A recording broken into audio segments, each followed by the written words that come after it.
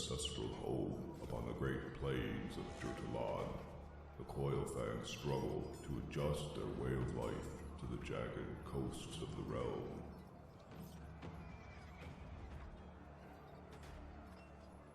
As if poised against them, the sun that once fueled their cold blood shines faintly, and the earth itself refuses to yield sustenance.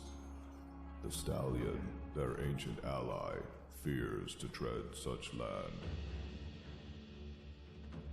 In the midst of such strife, a whisper is heard upon the sea's mists of a new god. A god of storms, whose strike is that of lightning, crushing enemies with the force of colossal waves. A bountiful harvest awaits their faithful supplicants in the ocean depths. Desperate for both salvation and vengeance, the Coilfang commit to careful study of this new patron, forsaking the land and all ties they once held to it.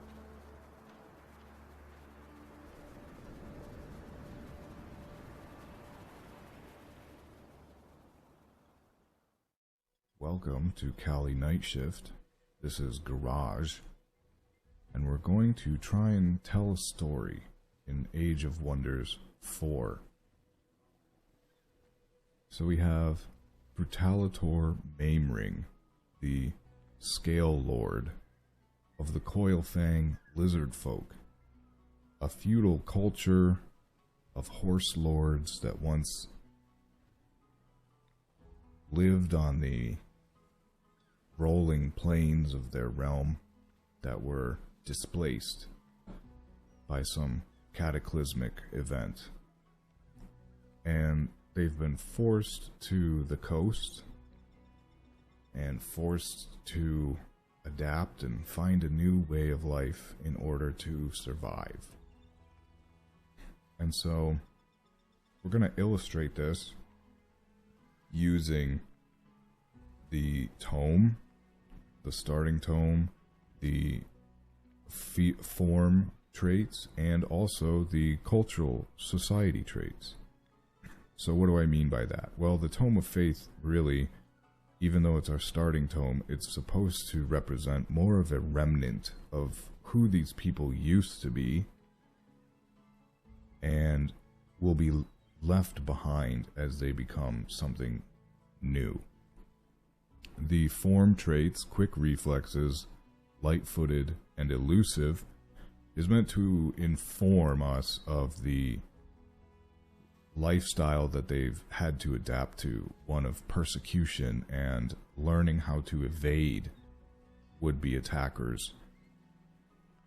And the Hermit Kingdom and experienced Seafarers shows us how any outsider and any kind of encroachment into the small territory they still have is going to be met with exaggerated hostility.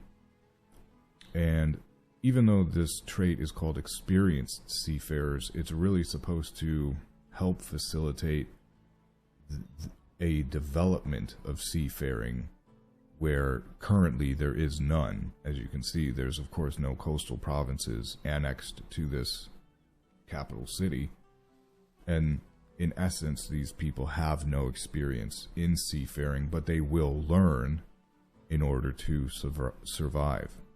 And that's what we're going to try and capitalize on narratively as we prosecute this campaign.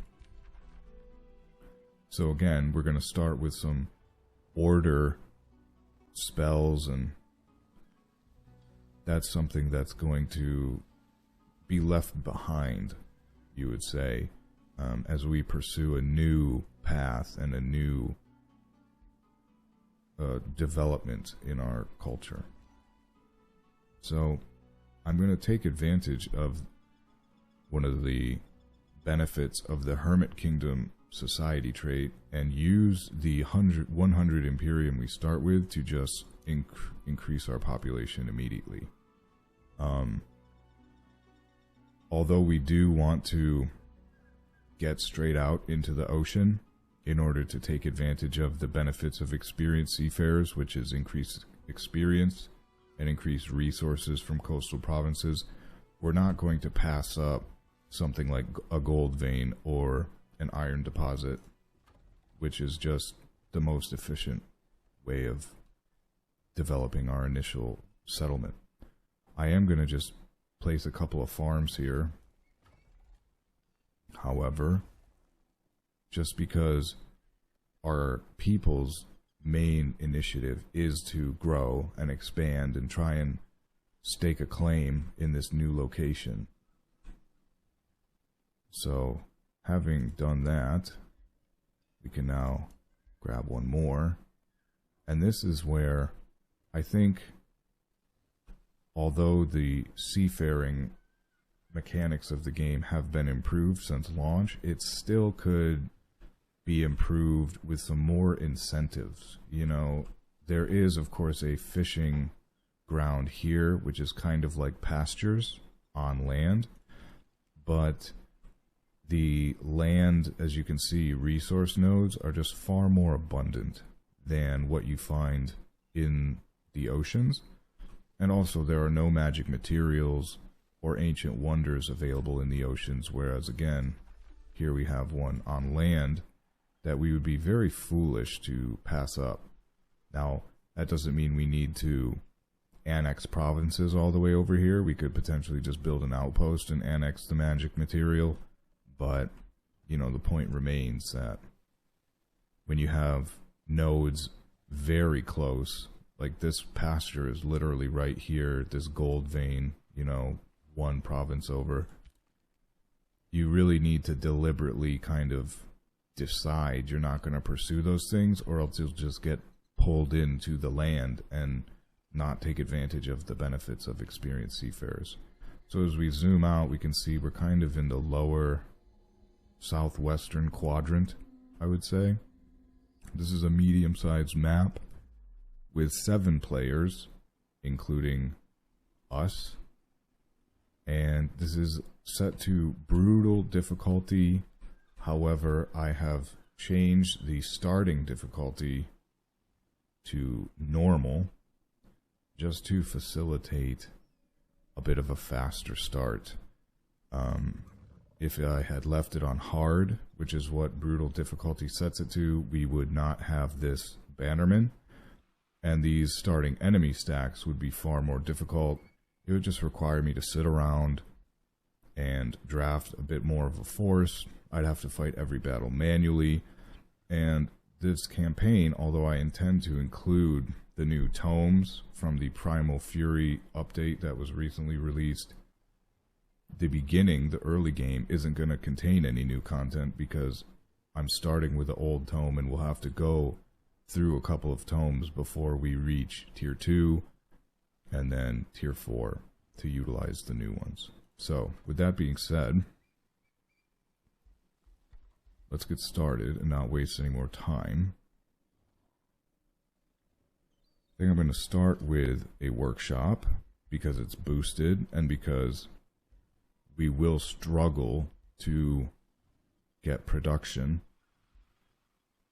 when we are just constantly focusing on farms. But that's just something we'll have to adapt to. I think I'm going to build this fish farm here, and one of our first directives is going to be taking out this Marauder Guard. There's undoubtedly some tide spirits here hidden that we can't see that we'll have to also battle, but I think we'll be okay. I'm going to start building an archer, drafting an archer I should say, and I was really hoping to get fanatical. Oh, fanatical workforce actually is in the Tome of Zeal. It's not in the Tome of Faith, so we won't get that. I think what I am going to do is get this, which will improve our bannerman, which I believe is already a very good support unit, which is why we won't bother researching the chaplain immediately. We might utilize them in the future, but I think for now the bannerman is sufficient. Okay. So let's see what we're really dealing with here. Yes, there's a couple of Tide Spirits, although still relatively weak. Stack. Do I want to wait for the Archer? I don't think it's necessary. So let's just see how we go here. Okay, so I will typically just auto-combat what I can, but if we lose something like this Scout, I'll go ahead and try and get a better result than the AI. Most of the time I will do better, but not all the time. I think the auto-resolve in this game is very volatile. Sometimes it really does terribly, and sometimes it does much better than what I'm capable of. So we'll see, but we're going to try and come around this corner and limit our exposure. You know, and I see this kind of grouping up, as the ability is called, standing together, you know, very narratively accurate of a people who are on the back foot. You know, again, although the trait is called experienced seafarers, I find it more relatable, maybe not relatable, but more accurate to say that they are not experienced and they are doing the best they can to make it work. I should have used that first to get that sundered resistance defense. Oh, it didn't go off though. He resisted it anyways, so nominal. It's really too bad that they're frozen. That would have been very powerful, but it looks like we'll be okay. Pikemen really helping out there, although they're probably going to get busted up by these Tide Spirits. I think we will just invest a little mana to kill that tier 3. Yeah, the flank didn't help there. They should be okay. If we can eat up these retaliations, although we can probably just move up, and I'll just move up, and we'll toss out that heal. Can we finish this one? Yes. Let's do that.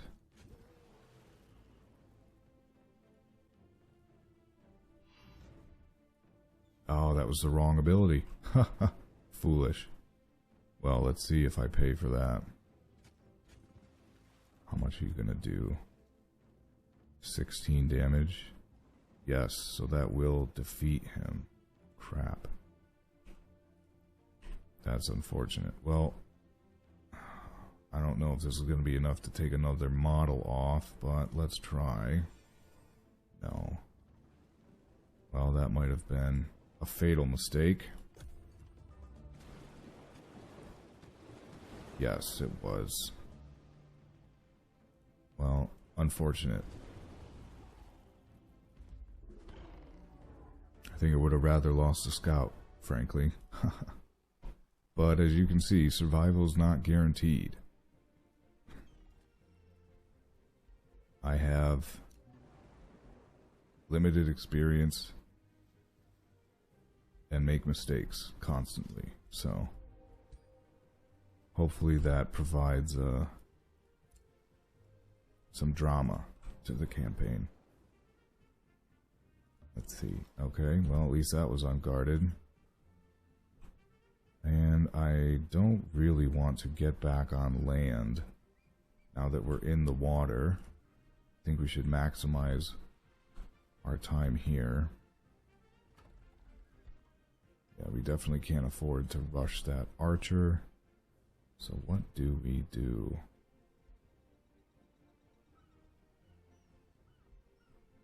Which way do we want to expand? Don't really know. Well, there's a pearl mine over here, or a pearl reef, I should say. So let's head that way, because those are valuable. We will, of course, have to clear it. Hopefully there isn't anything else hiding there. There's a creature cage, so that will at least help us replenish our force. I think I'm going to go ahead and just start a pikeman as well. And we will... let me give out a Whispering Stone. We have 5 population, so our town hall is boosted. And let's just go ahead and attract another one. Now we can't... Where is this province? Oh, so it's not the one directly next to us. It's over here. There is a fishing ground here. So I think expanding in this direction is the correct choice, at least for now. The question becomes, in the meantime, do we use this population here, or do we save it? I think we'll save it for now, just to capitalize on that fishing ground.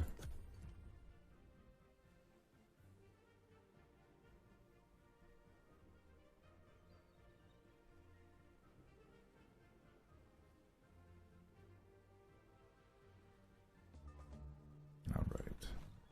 They won't be able to accompany us yet, but that's okay. Just come out here. Another tide spirit there.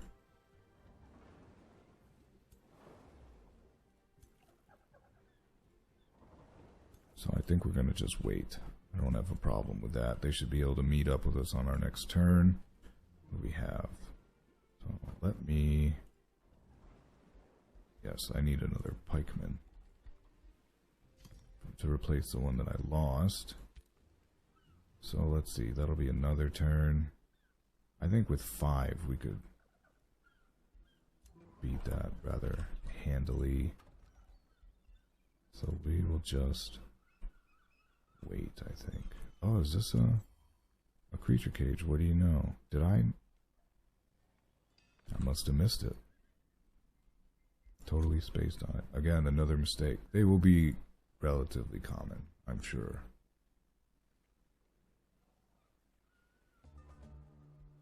Workshop is complete. We met a free city, Kingerhelm. Alright, and they are of our race, which to me, you know, narratively, I would consider that, you know, a splinter of our people winding up in a slightly different location than us. You know, and they are something we want to protect and integrate. So, despite the fact that we will be relatively hostile, alright, we'll take the Magma Spirit. Relatively hostile to outsiders. They're not an outsider, they're our kinsmen, so we will, you know, do everything we can to protect and integrate and treat them the same way we consider our own people. So, now that we have this Magma Spirit, we take that out. Yeah, we don't really need the other pikemen, so let's cancel it. Just to save a little bit of gold. This will support us in this combat, so let's go ahead. Not particularly well, given the wet, but we should be okay. Yes, and we made it. Good. A little bit of damage, but we'll be okay. One hit in there. What does this do? Yeah, pretty strong. Do we wait? No, it's going to be 2 turns before that pikeman can support us, so I think we just go for it. Oh, barely survived, but we did it. Alright. What is this? Oh, shield, okay. Not of use currently, but that's okay. So now the question is, do we invest in, I'm thinking knowledge or production. The production, I think, is going to be more critical to just kind of supplement the low amount of production we're going to have. But again, our prime motivating factor right now is actually research, so that we can get you know, get past our old practices and norms and values from our culture that was, and, you know, start developing this new idea of who these people are going to be. So I think in terms of production, it's not really that important. Because other than growing, I mean, really, once we get to tier 3 and we unlock our knights, that is really all we are worried about right now. So, anyways, knowledge it is. So we've got a pretty decent income of knowledge. Now the problem is that it's going to take 3 turns, talking about not needing production. It's going to take 3 turns until we get this additional annex range. So the question is, again, do we save? Do we save these populations? We could at least just throw down a farm or something here, but is that a waste? Because there's 2 very valuable resource nodes right here. So I think we're going to just save, see if we can. We should at least be able to get this one. We might not be able to get the mine, and if that's the case, then, you know, it is what it is. So we're going to get replenishment here. Can we move on to there? No, we can't. And I think we might just stay at the capital with the pikemen, because now I feel like, well, that creature cage would be beneficial, but now I feel like we could potentially clean up some of this. We definitely need to take care of this monster den. And because we're waiting for this, I don't think it's worthwhile to attract more population. But maybe I'm wrong. Maybe I should just go for it.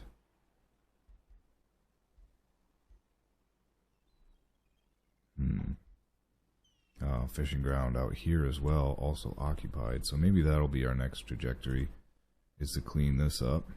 See if we can grab whatever cargo that is. So yeah, we'll just wait. We can have some patience, despite our desperate struggle to survive. Okay, so we have army heal, but our mana income isn't really enough to warrant that. Even this Staves of Mending, it's going to cost 80 mana to prepare.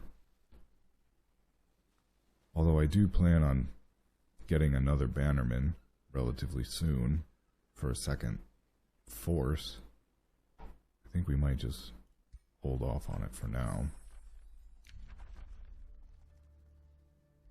Okay. Couple more of the feudal spells, which are, they're okay. I think we're going to go for this Faithful Whispers, so we can, you know, raise our allegiance with this free city, which is ultimately our own people, a bit faster. So let's make our way out here. Yes, here we are. Okay, I think we can. You know what? This is a lot of stuff, so maybe we should get the pikemen out here too. And yes, this one. In order to get this, we need to clear this hex. So it's a little rough just because our lord here has such low health, but I think we can manage it. We lost the archer, so let's see if we can do better than that. You know, and this, frankly, is kind of playing into the narrative that I intend, where, again, the sea is not forgiving, and it's extremely dangerous. As I said earlier, survival is not guaranteed in any way. And we really are struggling to survive. And so this is going to play into how our people's culture develops and the tome choices that are made and all of those sorts of things. Okay, so I want to move back, I think, just a little bit more.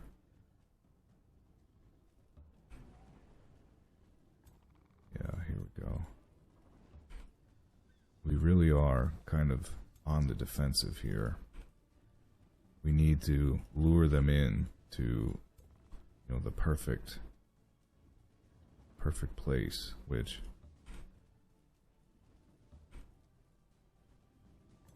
as you've seen is not necessarily something I'm able to do particularly well,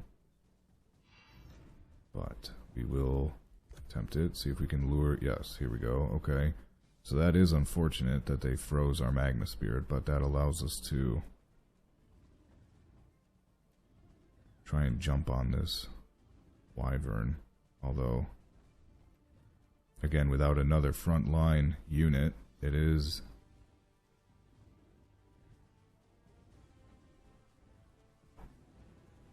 a tricky situation here. Okay, so I think we need to focus. Let's focus our ranged units, which is basically everything, except our Lord, into taking this thing down. Oh, not quite. Well, maybe we can finish it off with this spell. Yes, excellent. Worthwhile, in my opinion. Now, the question is, do we... So that's 18. And 18. That's 36. We do have enough to weather attacks from both of them. And if we can take a model off of this group, yes, that will lower the overall incoming damage. Good. So now hopefully they just, yes, split up their attacks, and that should be sufficient to, you know, divide and conquer, basically. So I don't think we're gonna use a buff. I think we need to once again just dump as much damage into this as we can.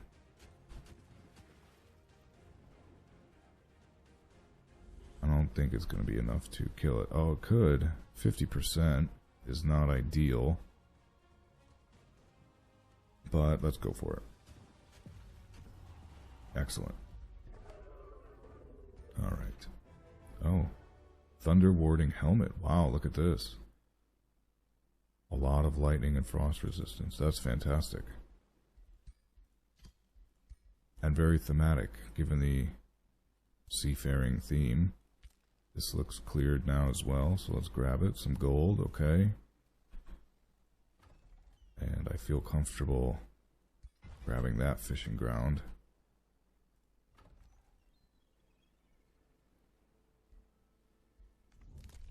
Yeah, so this entire line of empire traits we're basically going to ignore. You know, we'll eventually invest in astral and nature in order to unlock the new tomes that were released with Primal Fury, and you know, that's what this whole narrative really in many ways is about. It's a story about an order-based people, you know, given the tropes and themes that you see of the order affinity in Age of Wonders 4, and see how, due to a catastrophic event, you know, that culture shifts into something totally different, which hopefully is compelling for you, along with just enjoying the mechanics of the game and the battles and commentary and things of that nature. Now we should have replenished. Yeah, we did, because we made that our territory, so that's good. That was a good move. Alright, now our pikemen should, yes, be able to join us. Where is this? scout. Now, the question is, do we want, you know what, let's move our scout up here to see what we're really dealing with. Yes, okay, so there's a couple of tide spirits with each of them.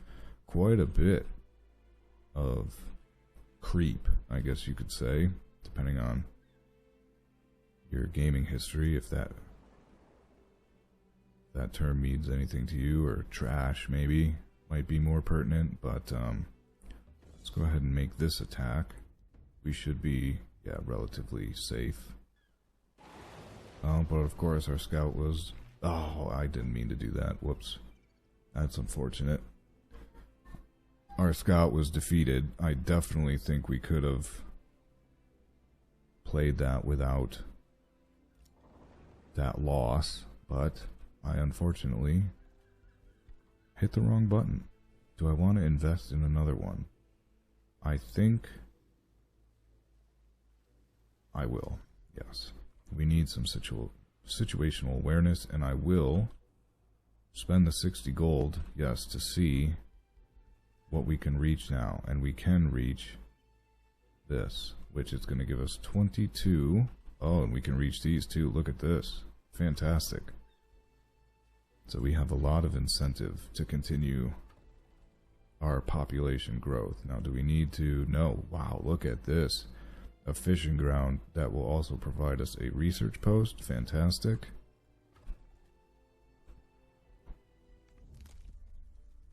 And I think we're going to simply boost again. Now this needs to be cleared, yes, because the Pearl Reef is occupied. And I think there we might do a conduit just to invigorate our mana income a little bit.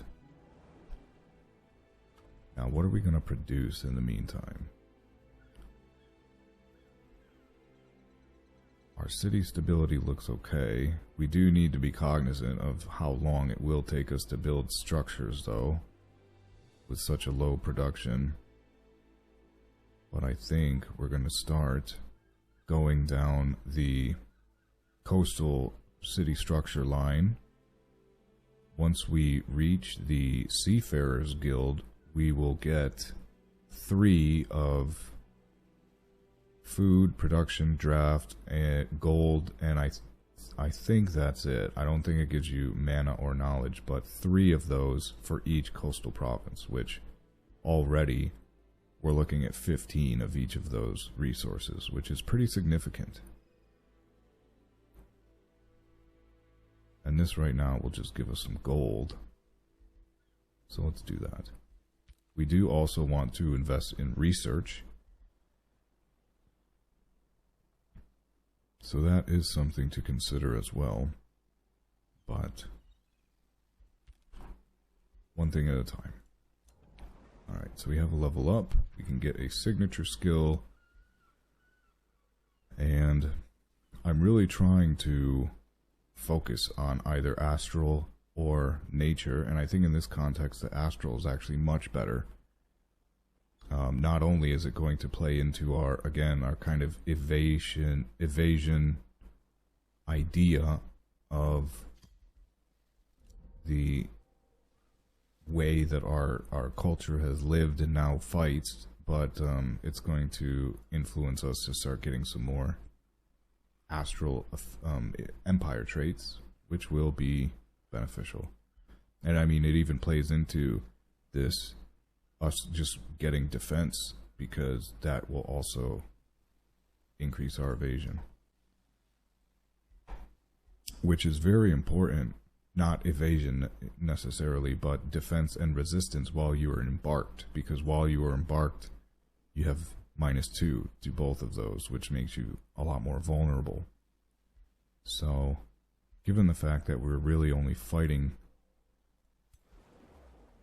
oh, speak of the devil, now that we have an enemy that uses a non-physical attack. But most of what we've been fighting uses physical attacks, as you can see here. And that was a mistake. I didn't mean to actually come over here and fight this, but it's okay. We need to fight all of these things, so we will. Although it would have been much more efficient to stay in our own territory, so we would replenish over the end turn. But what are you going to do? So this is 235, 235. This tier 3 does look significantly more powerful, though, than these. But it's hard to say. I think we'll go with this one, because I think one tier 3 is easier to focus down than, you know, a number of those smaller units. Oh, another helmet. Look at that. I don't think it's as good as this one. Maybe it's more pertinent right now, again, because although these Nemus do use the magical attack, pretty much everything else is using physical damage, but that's fine. We're going to stick with what we got. We'll go ahead and conduct this. Excellent. And we leveled up again. Look at this. Wow. That's a very impressive weapon. I've been noticing that weapons of far more powerful magnitudes are dropping. Here, we can at least move our ruler into our territory. Yeah, it's too bad that these are both pikes, because they're very good, far superior to what we have currently, I would say, in terms of weaponry. So now, the question is, do I want to invest in resistance or some more damage? I think right now we can get some damage.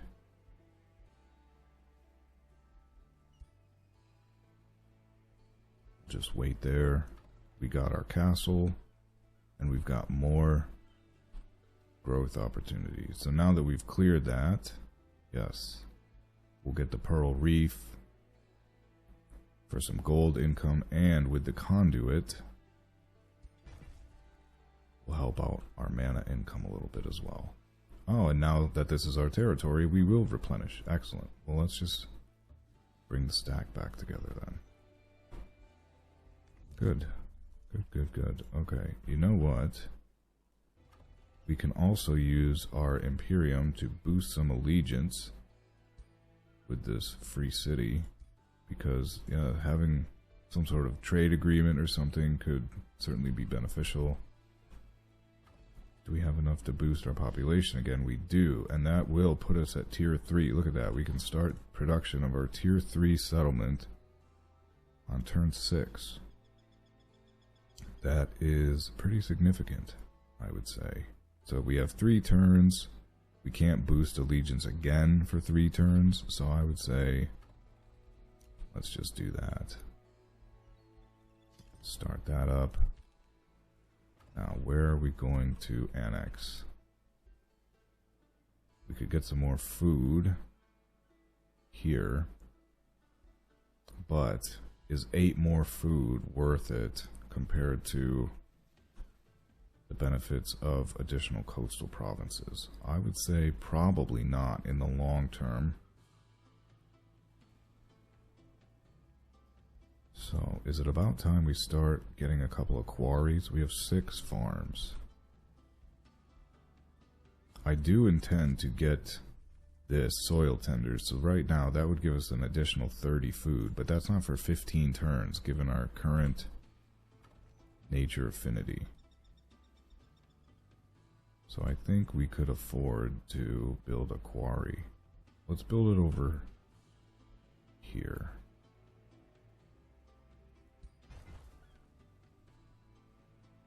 That way it'll boost some of these things that we want to eventually build. Okay.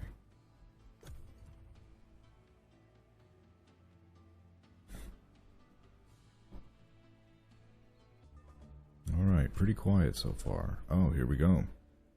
So, King Helm is in peril. A dark era. Oh, his people are famished, so they have a food shortage.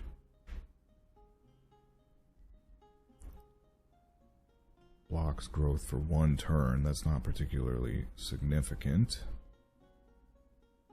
So if their relations are improved, what does that do? Does that increase? What does it do? Can affect the amount of allegiance gained. Okay. Or we could get 195 gold. I think the relations is probably more valuable long term. And if we use the faithful whispers here, that could significantly increase how fast they reach vassalage and things of that nature. So I think that was the correct decision. Alright, now there's an ancient wonder here. That's cool. Where are we relative again? So yes, interesting. This is obviously the bottom of the map, so I definitely think this quadrant is where we should focus our expansion, but as I said, this den is a threat that we do need to active in 9+ turns. So we do have time, but it is something we'll need to consider. How are we doing on that scout? Yeah, let's rush that for 2 gold. Seems reasonable. And let's get them out into the water. They can just start scouting, as is their custom. Alright, so we should be able to handle this. 4 versus 6. Okay. Now, what are you? Another 4? Okay. How are we looking in terms of attrition? Yes, our frontliners obviously taking most of the damage, so that is as intended. I think we can make this. Yes, excellent. Alright, now I think we just head back to friendly waters to replenish.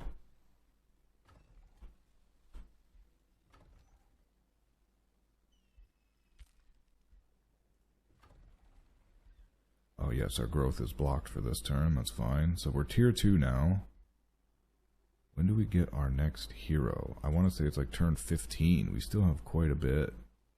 4 more turns. So it's turn 11. Ah yes, because you get your first one at turn 10, I believe. So I think we're doing a good job here in terms of our pace. Let's start preparing for a second hero. Grab these bannermen. Again, I think are very good support, which is why I haven't bothered really in investing in the chaplain.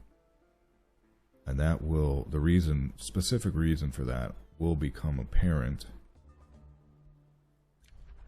as we progress a little bit as well. So now we can cooperate. Oh, look at that.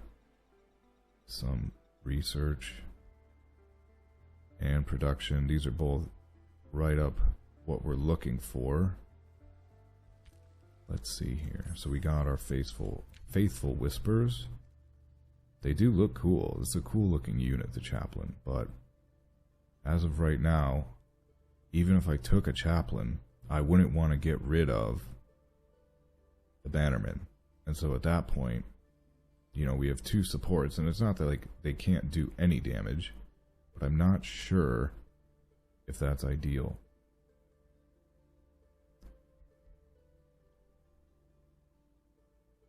This is certainly good for us, giving us knowledge and mana for each level above unstable, which I believe currently we are... Oh, look at this. We're only neutral. So that would not be a good decision for us at this point. So we're definitely going to need the tavern to increase this city stability. And... yes, we have plenty of turns before we could get another Whispering Stone. Not that we really would want to invest in Order Affinity anyways.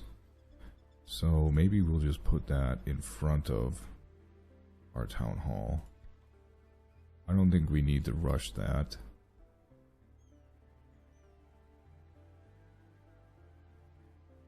So, actually, given these circumstances, I think now's the perfect time to research the chaplain. And maybe we'll take a couple, see how they synergize with the bannerman in place of, let's say, an archer or something. So let's come over here and see actually if we can. We can. Okay, great. So we got the snow spirit that can come over here and get ready to be a part of our new force. And I guess we'll come over here. Nothing hiding this time. 3 tier 2s, so that is significant, but I think we can take it. Lost a pikeman though. The problem with losing pikemen too is because once they've reached champion rank, they actually evolve into the tier 2 defender. So the one that we've already lost, and losing this one would be significant because they do have a lot of potential to improve. Okay, so these ones don't have, apparently, the projectile attack. So that is good. Let's get into our formation. And this is what I mean about taking a chaplain, is because if I took a chaplain, it would look, the force would look a lot like this, where we have the 2 frontliners, and then 2 archers, let's say, and then the bannerman, and then potentially a chaplain. And the chaplain, I don't know, its damage output just doesn't seem as significant as something like this, you know? These archers, although this is benefiting from shield wall, you can see that the defense is much higher than the resistance, so maybe that line of thinking is incorrect. But we're going to start with our usual buffing. And what are they doing? Spreading out to kind of engage us. Is that gonna... No, we need to move back a little bit more. Okay. We don't want them to just dogpile the pikemen, so we can protect his flank a little bit. And ultimately, if we move up here... Yes, these are the main players that need this defense buff, so go like that and let them come at us.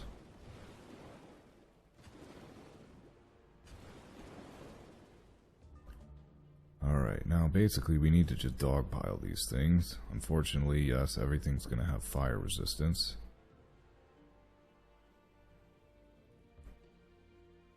But what are you going to do? Thankfully, without that shield wall buff, their defense is not nearly as significant as it was. And again, I mean, this kind of damage from these archers is, I feel like it's far superior than what a chaplain could provide. Which obviously they would have healing support and things of that nature, but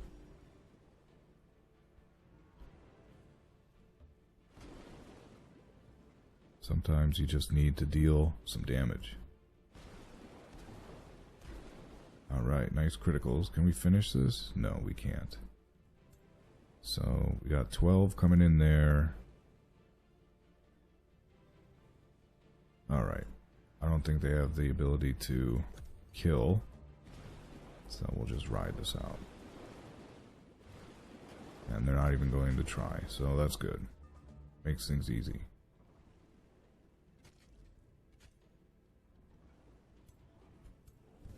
Alright.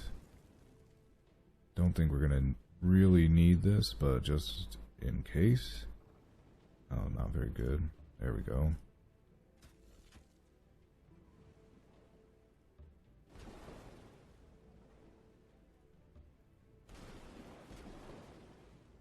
Okay. No, they're trying. They're definitely trying. Yeah, this one apparently has some... Yeah, its defense is pretty good. Alright, let's finish it.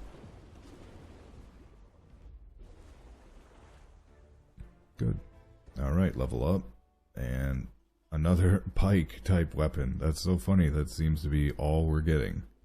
Are these pikes. They all look very cool, but unfortunately I can't use them in my current state as a mounted shock unit. And I think we're going to continue. You know what? I think I am going to go for the resistance at this point. Okay.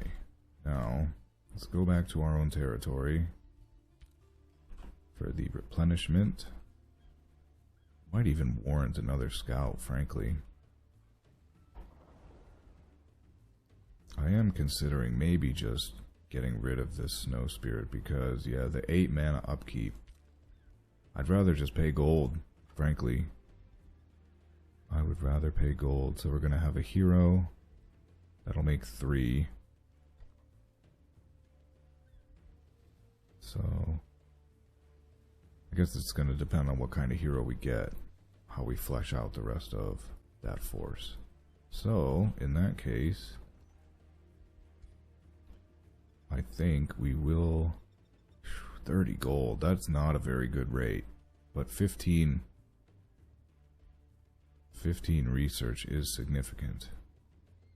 I mean, that's literally how much we got, I think, from that level trait, the knowledge trait.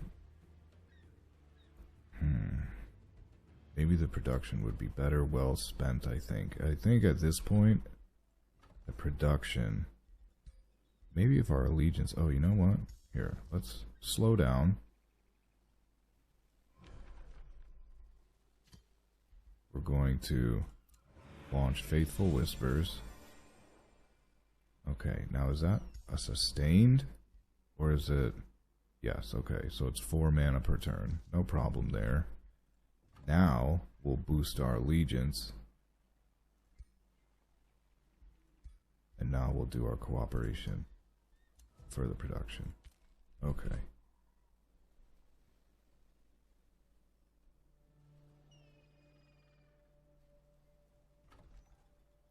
Could attract some population. Sunken Ruins. Could get another research post there. Or there. Oh, that's excellent. Although I don't think we'll be able to reach them without the next tier. I think we're at our max annex range. I'm not going to spend the gold. I think we can sit tight. Yeah, it might be worth getting this. We should consider starting a new city somewhere. I wish I had a bit better situational awareness. Oh, that would be a good pickup too. Maybe we should make our way back here, because that 20 mana would make a big difference. It's probably guarded, but that would make a big difference, even if we just set an outpost and annex it. So let's do that. We don't need to keep coming down this way. This silver ancient wonder is beyond our capability right now.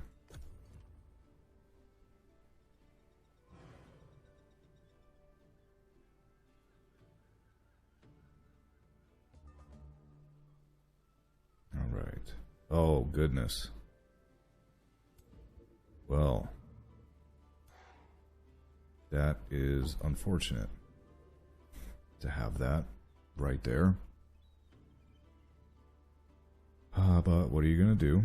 Now, one thing we need to be cognizant of is we need to hope, I guess, just cross our fingers, that King or Helm does not annex provinces to the point where it connects to ours. So this is basically ruled out this province for us, because if we annex this province and we have 2 cities next to each other that I don't own, actually it's at post update, it's any 2 cities that will nullify our benefit from Hermit Kingdom. So thankfully, because we intend to integrate this free city, if they do build a province next to our domain, will be able to remove it, which is a feature that they also added in the new update. You couldn't remove provinces before. So there is some hope, but it's going to cause a problem in the meantime, because there's still quite a bit of time. Yeah, Pact of Vassalage is in 3 turns. I don't think I want to boost that if I want to take this Imperium trait.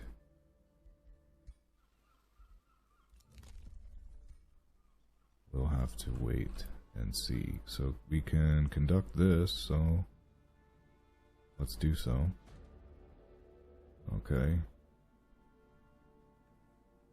Begging for mercy. Now, so this is interesting because, you know, this is where the narrative really comes into play. Because if we were to attack them, I feel like this would honestly be like a very evil thing to do. Because when we think of our plight and our circumstances that led us to this point, you know, our people were driven from their homeland and are now fighting to secure a place to live, narratively. Now, you could look at it pragmatically, where it's like, okay, well, we need to survive, so we will just have to kill them. But at the same time, you could also consider that you're basically perpetrating the same kind of behavior that was conducted against you, potentially. And that's pretty hypocritical. So I actually think in this case, we're going to let them go. Because our intent is not to walk in here and do to others what was done to us. We want to, you know, not necessarily live in harmony, but like if we don't have to kill something, that a native creature, you know, again, then I feel like we shouldn't, frankly. So that is what informed that decision. And now the question is, what do we do? Do we annex? And this is kind of the challenge, because this is 15, this is 7. You know, we could come up here and get some gold, potentially. Although our gold income is, it's okay. I mean, it's not amazing, but it's okay. These do kind of bother me, these gaps in our domain. So even though it's not necessarily what's most efficient, and yeah, look, we can't annex these yet. So even though this isn't necessarily the efficient choice, I am going to just build a farm there. Can't move any further. Let's see, 44 gold to rush it. I don't feel like we need it. We still don't even have a hero for them. Although we could replace the magma spirit with the chaplain. Oh, this is a bannerman, excuse me. We haven't researched the chaplain yet. Yeah, we don't need to rush that. Okay. Oh, look at this, ancient wonder. Okay, let's get our scout back in the water. Go grab this. Scout over here, see if there's anywhere to settle. This might be, again, it looks like it might be a small island that we just put an outpost down and annex the ancient wonder, and that's all we can do. So, yeah, we'll just hold on to our Imperium for now, I think.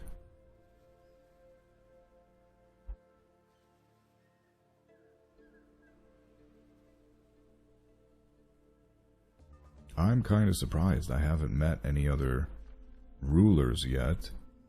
You know, as I said, this is a medium-sized map, and with 7 players, that is typically enough. Where by turn 10, you've met 1 or more. One or more other rulers, so that's interesting. Alright, this does not look like a significant threat, so well, we were misled a little bit.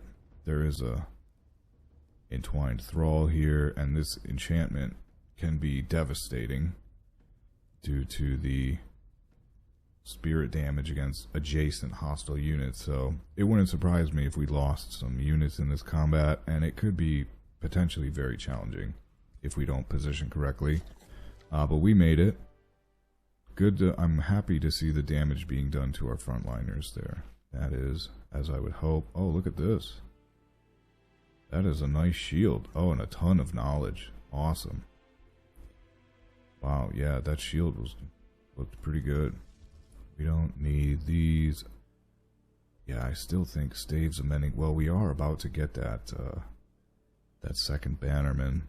Man, our mana income is still hurting. But that's part of why we want to annex this, obviously. Funny. Okay, there is the bannerman. Do they have a mana upkeep? No, they don't. It's just... Oh, it's because our magma spirit has evolved. Well, that's reasonable. Oh, and so did our pikeman. So now we have a defender. Okay. Well, good. You know what that tells me is that it may be time to invest in the inspiring leader to kind of reduce our... Well, our unit upkeep, that would only do... What's 20% of 20? Divided by 5, that would be 4.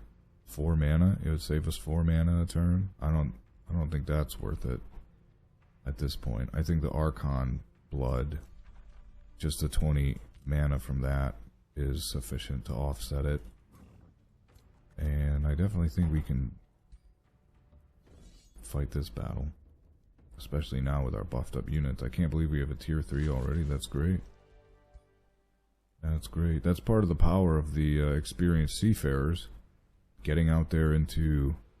Well, no, because the Magma Spirit isn't a racial unit, so that's not true. We just got lucky that it didn't die. And there's the chaplain, so... Okay, let's see here. These are the feudal spells. This one seems really powerful, because it gives all units in a 1 hex radius steadfast, which just means they can't die. Obviously, they can still lose hit points and things of that nature, but that seems pretty strong. So I'm going to go with that. Again, we're kind of going into this idea of like resilience and the struggle to survive. And I mean, what illustrates that better than a spell that literally keeps you from dying? You know, from will alone, basically. Because it's just the feudal culture spell. It's not from one of the affinities, so it's literally like the people's will to survive. Okay, cool. It looks like we've got some real estate over here. This could be a really nice place to go. We'll just keep the bannerman there for now, I think. Now, unfortunately, we'll have to bring a hero over here if we want to build an outpost. So, it's either going to be a long trek over here for Scale Lord Brutalator, or, you know, whatever hero we're going to get on, I believe it's our next turn. Yeah, in 1 turn, I believe we'll get a joint offer. So, we'll see.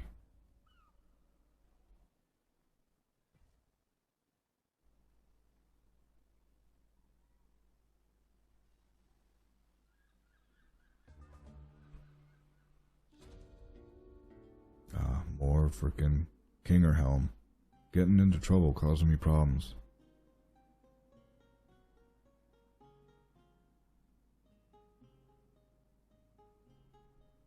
Okay, so...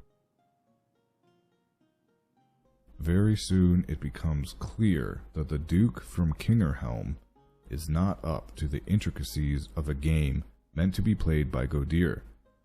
What should have been a pleasant way to exchange favors slowly turns into a diplomatic disaster as Komodos grows more and more frustrated with every move you make. You could easily beat Duke Komodo's holder, but perhaps there are more important things at stake than winning this small victory. Let's see. So they'll lose allegiance, but we'll get some gold. We lose gold. Or we can humiliate him to get gold and Imperium, but will lose allegiance. Interesting. I mean, I don't really want to lose gold. And the difference between reaching the Pact of Vassalage is literally 2 turns. I know this is this is technically an evil alignment, but you know, this kind of like tribal infighting, I don't think this is that evil, frankly. And I mean, it is only -5 alignment, but like, you know, if I'm the dominant scale lord, like, you know, don't mess with me, dude. I'll jack you up. I think that's a fair take of the morality of this situation. So I'm actually going to do that. Because I don't think 2 turns, to get to Pact of Loyalty is significant, and our relationship is still really good. So, yeah, I think that was worth it. And with 220 Imperium, I'm going to just grab this so that I have it. Yes, and here's our hero. What do we have? Oh, someone with Seduce. Okay, that's a pretty good ability. Bolstered resistant when it attacks an enemy. That could be really good for a tank. Adjacent enemy units can get misfortune. Fumble chance, takes damage when fumbling. Oh yes, I heard that they buffed fumbling or misfortune. Yeah, that's pretty significant. Oh, Governor's City gains 30 food. Special province improvements. You know, I think I like the idea of this. Bolstered resistance when it attacks, and if we give it that cool shield, I think that's going to be very cool. Might not be ideal, the most efficient, but we're going to go for it. Yeah, we don't have a one-hander for him, though. Oh, so that sucks. Oh, that's funny. Okay, well, until then, I guess. Resistant Strike. Cavalry Slayer, Giant Slayer. Giant Slayer. Oh, it's just different damage channels. Let's see. I think I like this one. Yeah, that's cool. Do we have any? Yep, you can have this. Yeah, he's going to be hooked up when we... Yeah, when we can put this... Oh, look, yeah, because it gives him resistance, defense, and frost resistance. Maybe I should build the item forge then. Okay, he's got fighting. That's decent. So we are going to want defense anyways, and maybe some vigor too, if he's going to be tanky. Okay, so because he's going to be a frontliner, you know what, let's change his appearance a little bit. I think this guy could look a little bit cooler. Oh, it's a female! Yeah, well, you know, hard to tell. Well, in that case, no, we'll just leave her. You know, we're not going to try and masculinize her. Whatever, you know. That's fine. Okay, working on our tier 3 here. We got another defender, so that's cool. So yeah, let's build a couple of chaplains just to try them out. And then I think we'll need an archer. Because there's 2, that would be 3, 4, 5. We could even do one more. Alright, cool. Yeah, we'll queue up a bunch. Oh, you know what? No, we won't, because we'll take one of the archers out of here when we give Brutalitor a chaplain. So I think that's fine. Okay. So what are we doing now? Let's come over here. Can we move? Yeah, let's move around this area. Oh yeah, this looks perfect. Look at this. Yeah, this isn't just a nice little... Oh, look at this, though. Yeah, Chaos Eater. They're pretty serious. Man, a magic material and a Ancient Wonders, though. Yeah, we gotta get over there. We've gotta get over there. Okay, so let's get back in the water. And we'll send this stack over there. And while we're building this up, then we can just you know, branch out and try and handle this. This is still sleeping. 3 to 6 turns. Alright, so it might become active, but it doesn't seem that significant. What is this? 275. Oh, look, a crocodile. Yeah, it's a new enemy type. Looks cool. Alright, so we're going to need to save some Imperium to build a new city, but oh, we have to do the foundation before we can do anything else, so let's do that. We might 100 mana for that item forge, so that's a lot. Let's hold off on that. We should start building up our Imperium income though. 40 a turn is not that much. It's gonna become insufficient very soon. So let's go ahead and end the turn.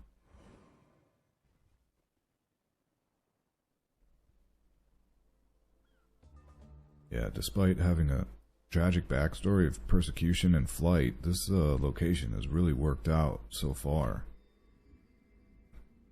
You know, 1, 2, 3, pretty good spread of these cities, because we will again ideally integrate Kingerhelm at some point. Yep, got the Archon Blood, excellent. And I think it's worth 100 gold in order to get this mana node. I think that is reasonable, because we do need some mana. I mean, we do need gold too. We need everything. Let's get back to our territory. And this is one thing I like about the oceans, the water systems of this game too, is because it really opens up like where you can go to get replenishment, instead of having to, you know, go back through these forests which have higher movement requirements. And I think it just lets you be really versatile. Okay, outpost is founded. Defender, good to go. Yeah, so now we need some damage, which I don't think the chaplains are really going to suffice, but we'll see. We will give them a chance. Yeah, this is a nice little area. Oh, looks like we got some wreckage there. Cool. Oh, there's something down here. I wonder if that's a free city or maybe another ruler, another ancient wonder. Yeah, this is nice. Plenty of creeps or mobs to, you know, gain some experience. It's good. Good start. Pretty good start, I must say. Okay, is there anything else we need to do? No? I think we're good. Oh yeah, it is an unknown ruler. Oh no, is that Noctis? Oh, it's Noctis. Oh, I hate Noctis. Oh, we met two. Oh boy. Sylvani Laurel. I don't know them. Yeah, I hate Noctis. This guy sucks. Okay. Well, we're not going to be hostile, because he's not really encroached on our domain. We just ran into him. Inherent dislike. Yeah, you just don't like me. That's fine. I don't know where we met them. Noctis is down here, yep. If he starts coming up, trying to drop outposts or encroach on us, that's when things are going to get unpleasant. But for now, we're just trying to, you know, carve out our own little space here. So our cooperation's still good. I think I'm going to set this to just attack the dragon lair. Just keep pressuring it while we don't die. Astral Dew. Oh yeah, because we got to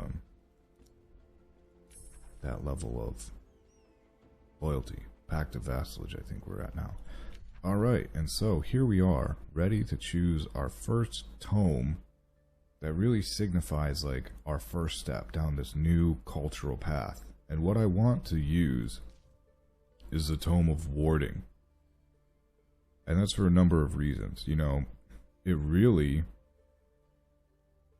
comes from the idea that life at sea and on this rocky, unforgiving coastline has made these people resilient. And that's really what a lot of these spells are all about. Specifically magic wards, which just gives the race more resistance to what you would consider environmental damage. I mean, lightning, fire, frost. That's the environmental hazards. Things you would expect of, you know, a storm or a forest fire or hail or, you know, these environmental hazards that maybe in their comfortable life back in their old domain they didn't have to deal with. And so, you know, they've toughened up. And, you know, that really kind of, this spell, the Staves of Warding, really like supplements that. Because now it's like those bannermen that I was talking about, how I really like them. This is going to improve them even more than what the original healing staves or whatever that spell was called. Because this, every unit that gets one of those bannermen's support abilities is also going to get +2 bolstered resistance. And so if you use both of the bannerman's abilities, you've got a 1 hex radius that's going to have all 5 stacks of bolstered resistance, which is really good. And then you have Marker of Invulnerability, which literally makes something invulnerable. And I really like that idea of, like, you know, these people have been toughened up through their struggles. And ultimately, even though we probably won't use the Phantasm Warrior, I think this is really interesting because to me it represents like the dead of their people who didn't make it. You know, maybe there was some of those defenders, the sword and shield cultural units who died in battle out at sea or, you know, whatever. And through this new research and this new devotion to these new gods and these new affinities, you know, they've learned how to, you know, basically not raise the dead in the same sense as like the Tome of Necromancy, but, you know, to summon like these spiritual kinsmen or, you know, the spirits of their kin or specters that were lost at sea or whatever. So I think this is a very narratively pertinent tome, and so that's what we're going to do. Yeah, so magical wards we're going to take, and it's, in a way, it's convenient that we found Noctis, because that's exactly what he does, is, you know, all that elemental damage. And so should a conflict arise between us and him, it's going to really be to our benefit to have that enchantment. So, oh, we're at war with Slavehold. Okay, so there is a hostile free city here. Good to know. But, yeah, it looks like there's a landmass here, and we should get some situational awareness about what's up with that. I really want to settle here, so we need to get there as soon as we can in order to get it before Noctis. We're not going to rush that. We have 200 Imperium, so we can afford to attract a population by the time we get over there, or boost some allegiance. But, like I said, our demand for Imperium is going to rapidly increase. We aren't going to rush our tier 3, but I'm glad that we're almost there, because then we can start making some knights, which will be cool. I think we're just going to wait. And yeah, we just gotta book it over here as fast as we can. And, yep, 2 more turns on that. Oh, look at our mana just went up a lot. I wonder why. What did we do? Was it income from vassals, maybe? Interesting. Hey, I'll take it. I'll take it. Yeah, I think maybe it was the vassalage. Getting some income from them. Yep. How funny would it be to just have them attack this dragon's lair immediately. But we won't do that. That would be foolish. Alright, well, looks like Noctis might be setting sail, or maybe that was his scout heading back. Where did we... Oh, we met someone else now. Zetevaka World Shaper. Okay. You are hostile, basically. Not sure where we met her. Oh, there she is. Oh no, that's Silvani. Okay, well that's where he's coming from. From the north there. Alright, let's get up on here.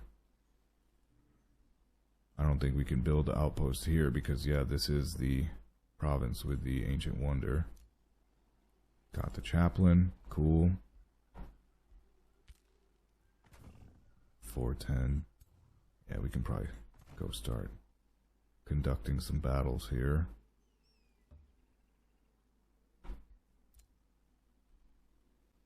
Oh, this is their domain, so let's go around this way. Oh, it's just an outpost. Okay. Oh, because, yeah, so Noctis typically, yeah, comes from the underground. So that's what he's doing. He's building an outpost here. I wonder if he's at war with Slavehold. No, they're totally fine, of course, because Noctis sucks. So of course they would like him. Maybe we'll go and destroy them to deny him an ally. That would be definitely to our benefit. Do we want to attract a population here? I don't think so, because I think we're going to want to just blow up over here as quickly as we can. So we should save our Imperium and just rapidly settle here, grab everything, start expanding out into the water, and that way we can kind of start bullying Noctis and force him back down underground like the urchin that he is. Oh no, look. Yep, they did it. They built the province, and so now you can see our knowledge specifically has gone down because we're no longer getting the benefit of the Hermit Kingdom trait. So that's kind of the problem with, you know, typically you'll start with a free city nearby, and if you aren't careful and you build towards them... Oh yes, the corrupt souls. Okay, yeah. I don't want to spend... Okay, that'll be pretty easy to take care of. We can run over there with La Duina at some point. Yep, insulted by everybody. That's fine. I don't care. What I really should do... I am going to pronounce you as a rival, so if you step to me, I will easily be able to declare war on you. They don't seem to have much of a presence here, these other two, so I'm not super worried about them, but I will not accept Noctis encroaching on my territory. Yeah, so here's another Whispering Stone, which we could potentially get and just give to our capital city, but I don't really want to do that. We might want to grab the road building, although this would also be really good too. The farms granting more food. I've been kind of waiting for that one. Yeah, so do we want Staves of Mending? Now that we're getting more support units, it's going to reduce their upkeep and give them this free heal. I think we can afford the 80 mana investment. I think it's worthwhile. Work camp, okay, good. Because, yeah, now look, we can just grab this. Oh, so are we going to do... Yeah, we should just do the conduit. Just get the mana. We don't have that much. And I think we can afford the walls.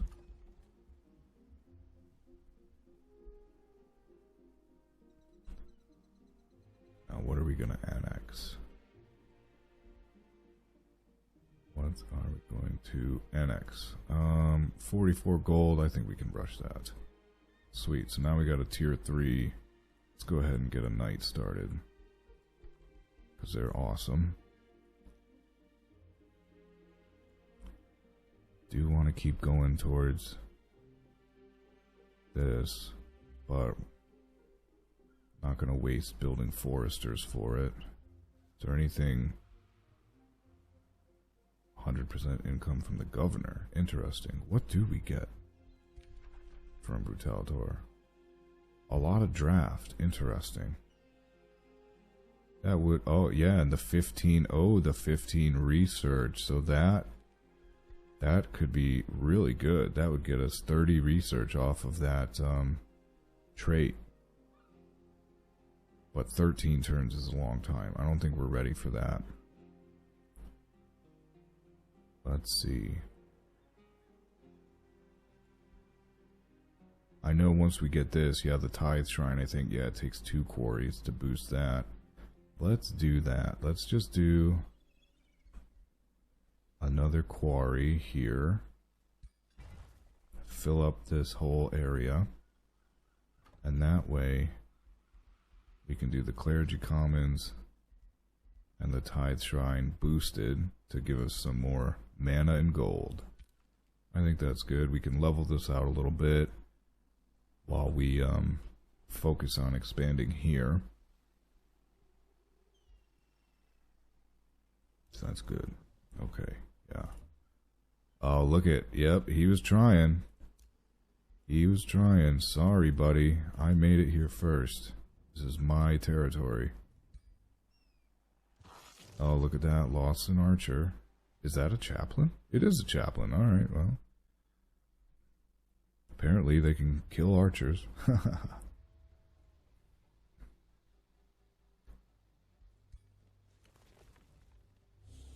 Alright. Let's do this. I'm not super concerned. So they do have some ranged. So let's see here. We've got 1, 2. Oh, are these all foliage? Nice. Okay. Very nice. So we're actually gonna put the leader up front so the bannerman can get in the high foliage. Protect him. Come in here. Alright. So let's go ahead and start boosting and defending.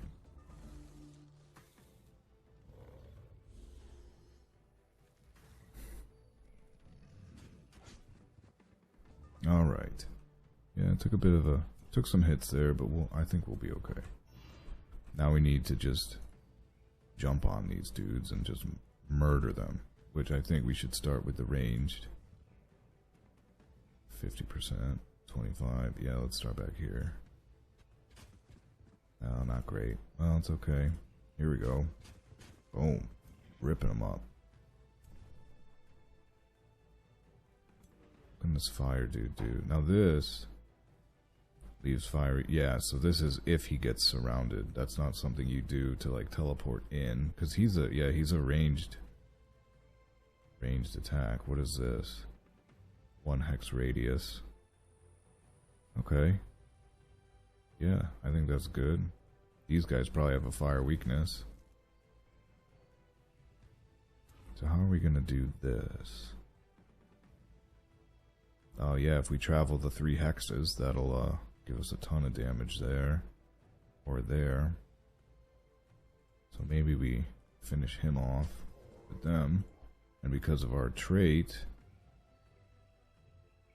we can move through our guy if we needed to, but I don't think we even need to. So let's just go murk this. Boom.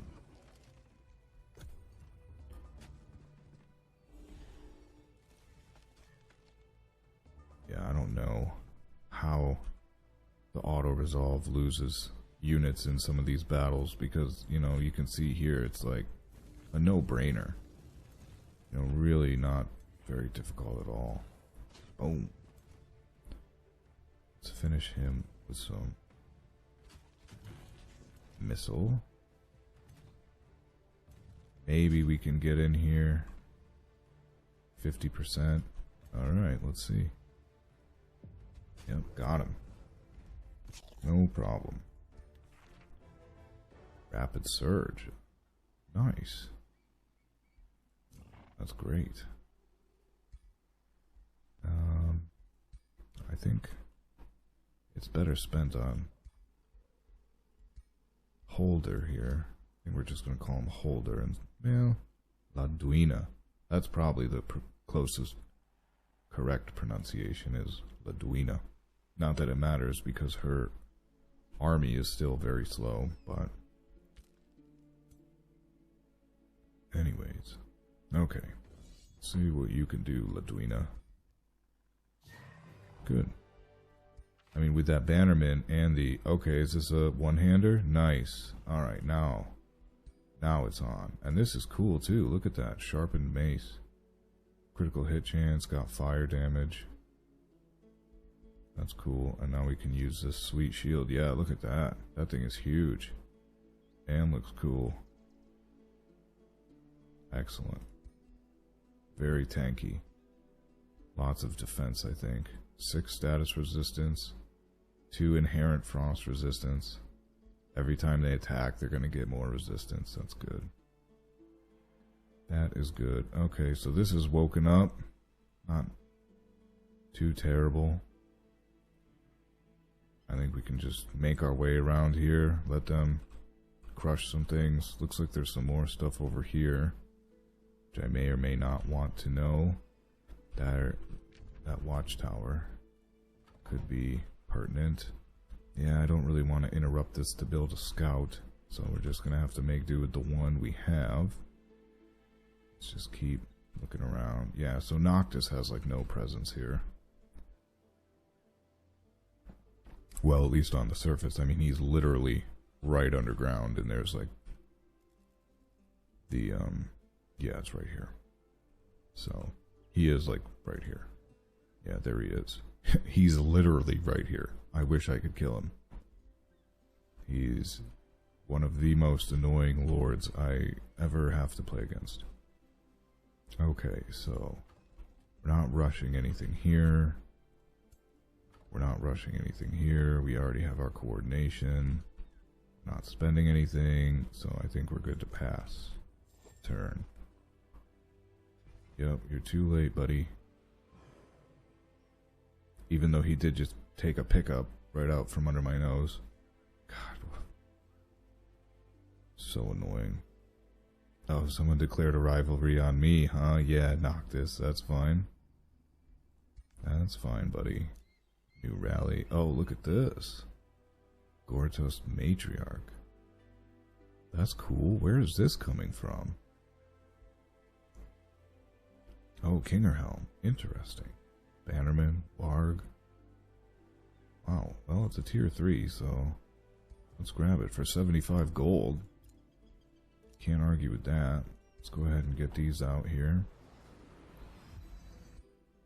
Sweet. Alright, let's just keep the purge rolling. This should be no problem. Whew. Almost lost the defender there, so that sucks. He's hurting. What do we got?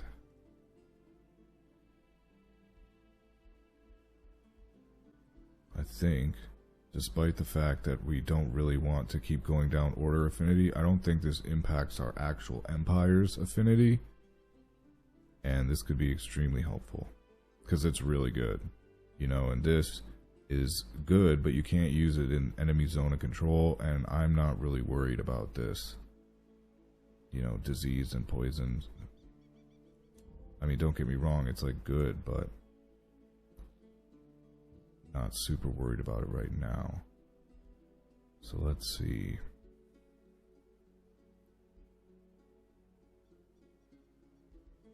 This Lord of Production might not be a bad idea. Seeing as how that's kind of our weakness. I don't know what the production is going to look like over there in our new location, but probably shouldn't worry about it right now. I think we're just going to go with resistance. We just want to make this girl as tanky as possible. So let's just finish our loop around here. I didn't see if that was occupied or not, but it's not a huge deal. It probably is, if I had to guess.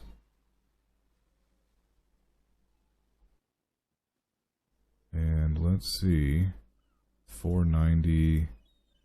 Yeah, I think we can. I mean, it's not super threatening. This is, don't get me wrong, tier 4. What is this, the rainbow clover? Food and happiness, so that'll be good. That'll definitely help a city out. Maybe we wait. Because I think there's stuff to clear on these nodes too. Well, maybe not. Oh, risky battle. Yeah, maybe we wait. What's this? Somebody's quest? Well, it's mine now. This shouldn't be a problem. Yeah. Okay, this is in the water. We won't be able to attack it from land, and I don't want to embark right now. So yeah, we're just waiting for that. That'll finish next turn. Moved here. Let's see. 70 gold, no, but 14, yes. Definitely worth it. Run up here. And let's see. Yep, that's fine.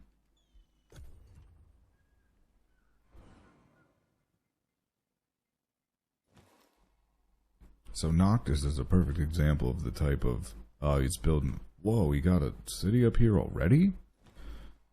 That was fast. I wonder how he did that. But he's a perfect example of the type of, you know, faction that has driven ours to the point that it's at. You know, super aggressive, encroaching, competitive, you know, and whether or not he was responsible, you know. Oh, yeah, it's too close. We can't handle both of those. Let's move out. That's too bad. Whether or not he was responsible for, you know, putting our faction in the situation it was in or not is nominal. Yeah, we'll rush that. We gotta get these forces out. Working. What's this? Yeah, I know. You know, he's the exact kind of person that our culture despises. And again, we'll meet with extreme hostility. Okay, so can we make it back here? No. Okay. Oh yeah, those corrupt souls. How much time do we have? Oh, we have 18 turns left. No problem. Alright, we've got a good amount of Imperium to buy some population as soon as this city is complete in 2 turns.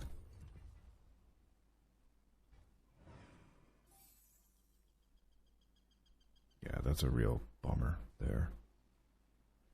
That one freaking province messing up our whole deal. Hopefully this stack will move away so we can blow up this den. Yes. Excellent. Okay. What are we gonna do now? Oh boy. Look at this. Alright, do we want the production or do we want the knowledge? Well, thankfully it's a little bit cheaper, but yeah, it's so funny that they made our knowledge worse, and man, 27 is just a lot. You know what, I think it's worth it, because I don't think we need the production so much anymore. That's a lot of gold to commit to, but look at this guy insulting me. Shut up, dude. Seriously, I already have so many more grievances than you. Okay, no, we're not gonna found a city there. We got our magical wards, so now Signet of Knighthood. Oh, yes, it would affect our chaplain. This is stand together, so this would increase damage dealt when they literally stand together. So that would be valuable. Static shield. Convent. Ah, the city stability. How's our city stability looking? It is neutral. Yeah, so that's still not really pertinent. Alright, I think we're going to go with this. Help improve our non-cultural units. Interested to see how this performs. Could probably move it here and get involved in a couple of these battles. Same thing with the archer. Where is the other stack? Oh, I can't see it, but it's still close enough to engage. That is frustrating. Oh, there it is. Okay. Auto combat there. Okay, no problem. Okay, we're gonna have to... Maybe if we come up here, or maybe it'll come down here, and that way we can get it away from the nest. Because, yeah, it's just too much. Too much in that. Of course. Of course. Water camouflage. Alright. So we've got a pretty good idea of what's going on around here. Yeah, we need to just come in here, replenish, because this is going to be a serious battle, I think. 22 gold, we definitely can spare. Yeah, we want to improve this economy a little bit. Let's look at this stack. Yeah, not too bad, not compared to this. That's pretty serious. But, yeah, again, gonna be hard to take that out. And we'll be literally under threat until we do. Because they love to send stacks at us. And it'll totally ignore everything else.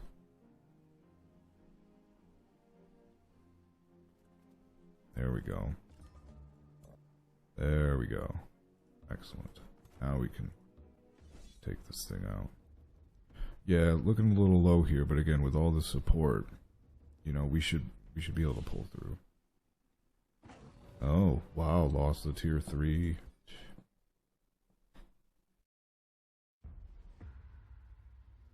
Yep, just asking a lot from the auto resolve there.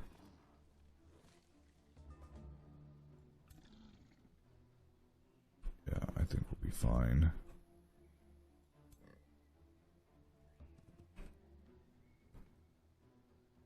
Yeah, we want to try and head them off here. I wonder if I can heal myself. Yeah, they can. Again, it's like, what? How are you losing units when you got, like, come on, turn this way, dude. Is that how you... Yeah, okay. He was looking like the wrong way. Is this the bannerman? Yes, okay. And... archers. Okay, so our matriarch couldn't reach.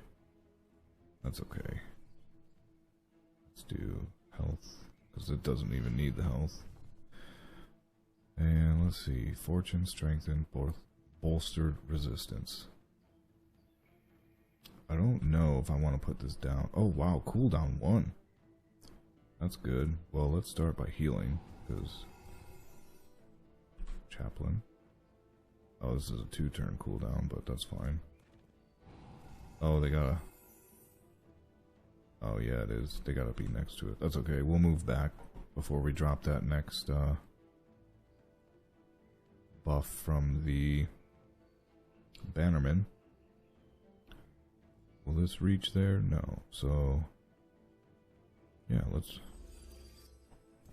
buff our hero. And now we'll chill. Not really that was necessary, because they get... Well, they get bolstered resistance when they attack, but the strengthened is definitely beneficial. Okay, so we'll move this chaplain back here. Matriarch can come here. Buff everybody up. Now what can we do? Healing prayer. 30 temporary hit points. Wow, only a 2-turn cooldown too. Really good. Can we heal ourselves? Yes. Nice. Yeah, Chaplain. Alright. I see you. I see you, buddy. And yep, we'll just chill.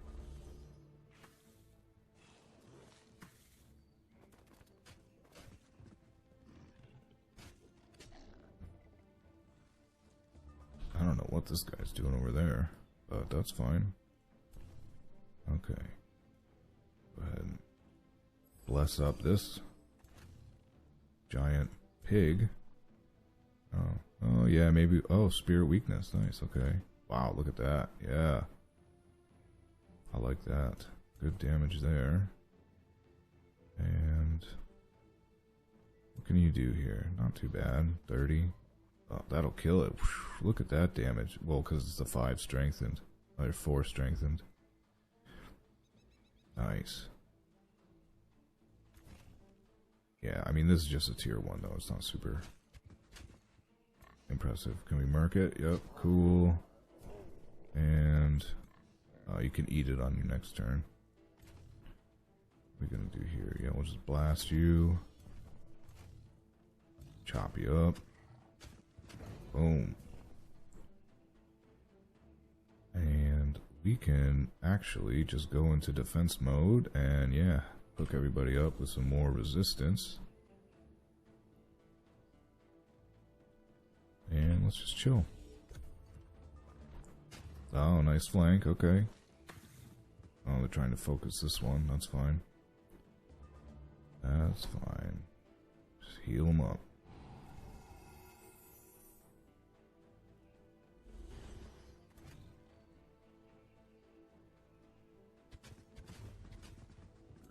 Yep.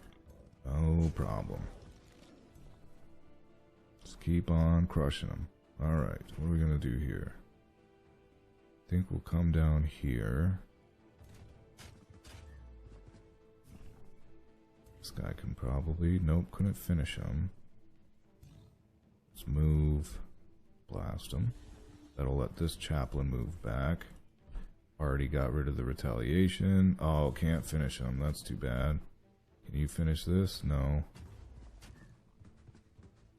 Alright. I mean, they're both basically goners, though, so... It's game over. They might burn to death. Oh. Retaliation. Took them all out. Nice. Okay. Now, we really could use some replenishment. But it just goes to show that, yeah, that chaplain, those banners, pretty strong. I mean, this looks like a pretty weak force. So, let's just go finish it. While we're here. Don't fail me, auto combat. Oh, you failed me. Alright, well, here we go. I anticipate the same kind of result.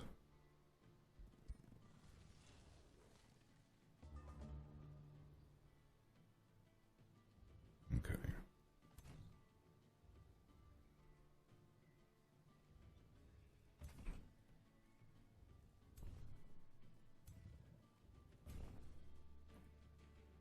Try and line everybody up.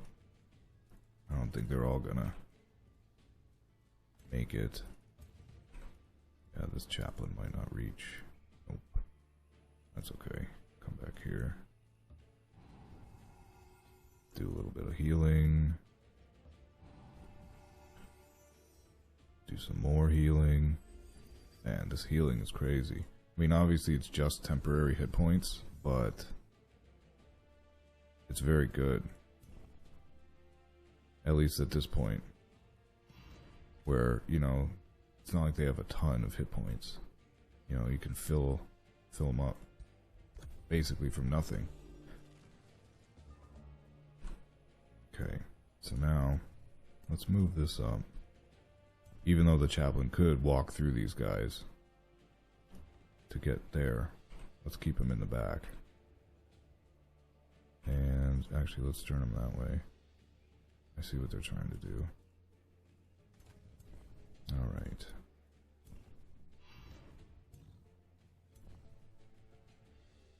Do I want to bless? Yeah, I think we will. Let's bless.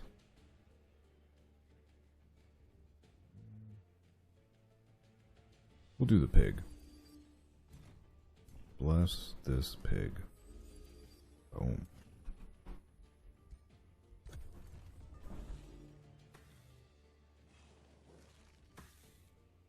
Yeah, trying to focus him down. Yeah, getting a little close. Okay. Okay. I see it. I see it. Kind of a trap, though, really. Like, you guys aren't gonna... Oh, yeah, I could even do that. Revive it. Again, really, you've got this on the hero, and you can't beat this auto-resolve? Like, what's the matter with you?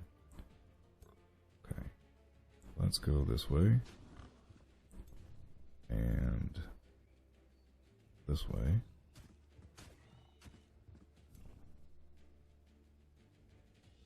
And... this way.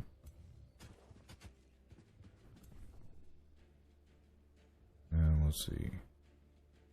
Got better chances over here, so let's go there. A graze, of course. Alright, he's actually kind of in some danger. So maybe... Well, let's not worry about him yet. See what we can actually kill. Probably nothing. Well, we got the potential to kill that. Okay. So now, where do we move him? You know what? I think this is a good time because this is only 30 mana. We'll just drop this. So he literally can't die. And we'll just defend.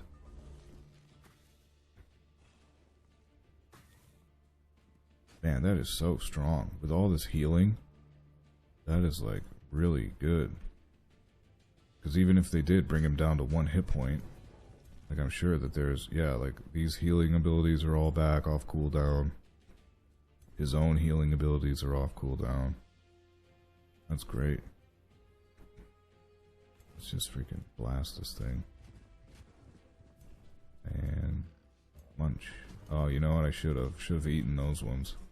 That's okay. Just kill this. Boom. Smash him. That's cool. Poison. Oh, it's another halberd though. Man, look at that. All these pikes and halberds and stuff. Oh, look. Oh, of course. And this is exactly what I mean. Like, an invasion is sending something at me. I've never seen it yet. I'm sure there are other enemies, like, closer or whatever. But yes, they're just going to attack me. Of course. Of course. Okay, they still have the Whispering Stone. Here's our new town, but we're gonna definitely change its name. Okay, so instead of Zangar, which is obviously a reference to Zangar Marsh from World of Warcraft in the Outland from Burning Crusade, let's think of something else. So I think we're going to go with Costa del Sol, which, if that means something to you, cool. Because it's a town from Final Fantasy VII, which I believe the next installment in the remake just released recently. Or should be releasing relatively soon, from my understanding. Alright, so Conduit. I think our goal, or our mana income, is relatively good. So I'm going to go research post here. Now we're going to start boosting. So for this gold vein, I mean, there's plenty of opportunities to build quarries here. So maybe we just get the gold vein for a little bit extra gold. I think that's a good idea.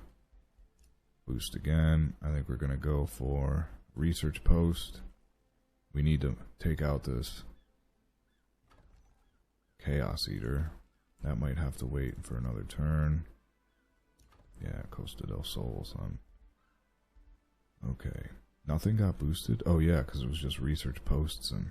Okay, so maybe we need to Just grab a farm. Haha. Is there anywhere?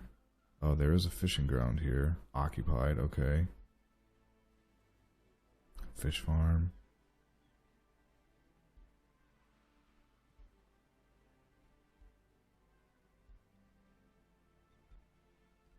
Can be hard to tell sometimes. Another occupied. Okay, this one I can at least see what's occupying it. Oh, look it. And here comes Noctis. So, yep. Yeah, we're going to take that. We are not going to let Noctis have it. Okay. Look at I can already go to tier 2. That's what I'm talking about. So, do we go for the workshop first to get that production? I don't think so. Well, it's hard to say. Yeah, because we need to... No. Yeah, because we can get walls at tier 1. Yeah, I don't think we're going to be doing recruiting here. I mean, if we start a war, maybe we will. Maybe we will. How's our diplomacy looking? Oh, no. Oh, he's got a huge... What? Oh, because each one of those provinces that I build on is probably giving him justification.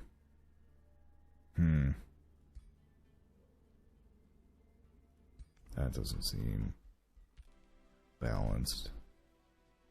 I feel like he's encroaching on me too. Well, technically, I guess his outpost must have been there first. Well, yeah, so we're definitely going to probably go to war. So we're going to actually start with some walls. Oh, I could boost it with a forester, though. But I don't think there are any foresters here. It's just farms and quarries. Does this count as a forester?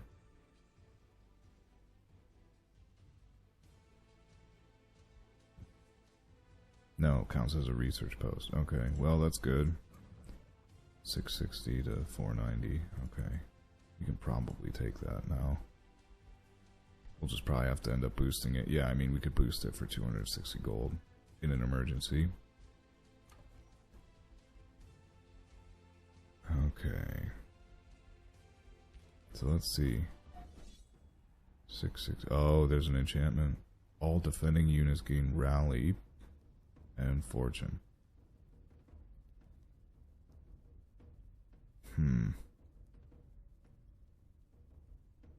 Yeah, I mean, that's where it's like, oh boy, these are tier 1s. Alright, we'll think about that a little bit more. Yeah, those are guarded, of course. Okay. Yep, so he or she, whatever they are, coming down here, looks like. Oh, they're getting pillaged, though. Look at that. Alright. Nice job, Marauder. That's what I'm talking about. Okay, so what are we gonna do? What are we gonna do? What can this scout do for us now? Maybe...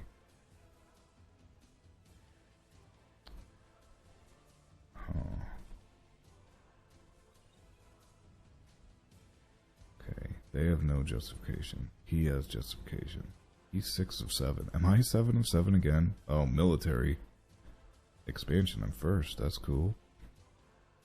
Nice. I don't feel like I've expanded very much. Well, I guess, yeah. I mean, I've been dumping tons of Imperium. But I have, like, no armies. But look at my upkeep, like, how am I supposed to have more armies when my upkeep is so low? I don't know. I don't know. Yeah, I have no draft here. Look at this. Look at how long this would take. I don't feel like it's even worth it to try and draft there. Let's get another knight. I mean, I don't have particularly good draft here either, for being honest. You know. Anyways, okay, now we can reach out here. Fishing ground and fishing ground. Nice. So yeah, let's just go for these research posts. Oh, here's someone's border down here. So we're going to meet somebody else for sure.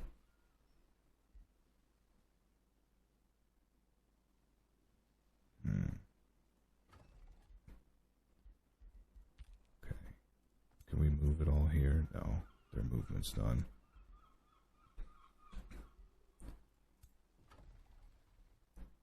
Can't boost the allegiance, cooperation, okay.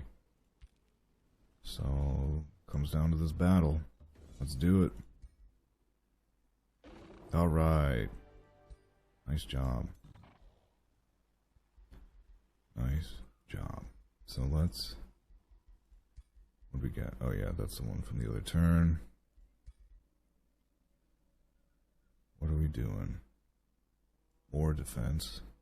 Wow, 2 defense and 10 evasion. That's good.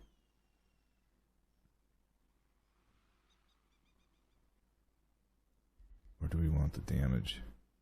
Man, his damage is really bad. 26. It's terrible.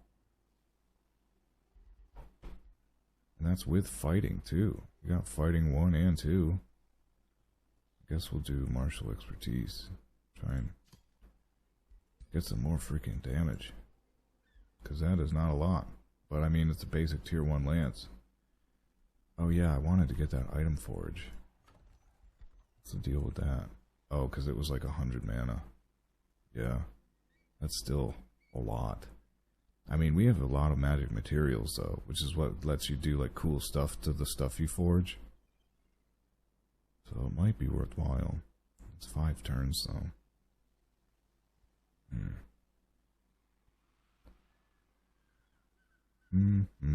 Oh, no. Our city stability is low. No, we gotta go for the bathhouse, then. We can't have that. Why is it so low?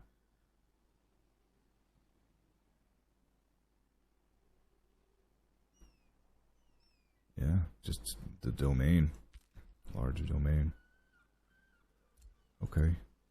Now that that's done, we will replenish and look at this ancient wonder. I think we'll just continue to move over here. Okay. Well, at this point, we just hit 2 hours, and I think we've done a good job of setting the foundation of the narrative of this campaign. You know, we kind of established our setting, our intent as a culture and a people. You know, we've seen some development away from the traits of, you know, who these people used to be, and started moving into who they are going to become. And we've even got a foundation of, you know, our potential first significant conflict, which, again, we're going to have a conflict here because, which I will concede I perpetrated, but because we have this adjoining border here, again, now this city won't benefit from the Hermit Kingdom trait. So we're going to have to, at some point,